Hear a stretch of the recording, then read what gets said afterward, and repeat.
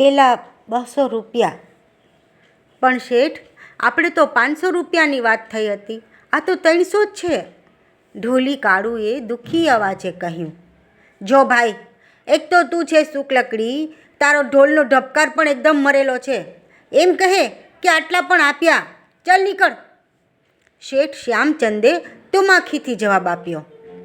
કાળુ દુઃખી મને મંડપ છોડી ઘર તરફ આગળ વધવા લાગ્યો. ત્યાં જ તેને હોલની દિવાલ કૂદીને બેગ લઈને જતો એક પડછાયો દેખાયો.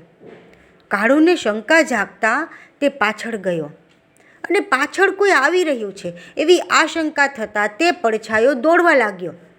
કાળુના હાથમાં હજી ઢોલની લાકડી હતી. તેણે બધું જ જોર વાપરીને તે વ્યક્તિના માથે ઝીકી દીધી. તે ફસડાઈ પડ્યો. કાળુએ બેગ ખોલતા જ દાગીનાની ચમક દેખાઈ. લાખો રૂપિયાના દાગીનાની બેગ લઈને કાળુ શેઠ પાસે પાછો ફર્યો. શેઠ શ્યામચંદનો તો વ્યવહાર જ અચાનક બદલાઈ ગયો. તેમણે કાળુને ખૂબ શાબાશી આપી અને ખુશ થઈને પૂછ્યું, બોલ, ઇનામમાં શું આપું? કાળુ દબાતા અવાજે બોલ્યો, પેલા 200 રૂપિયા.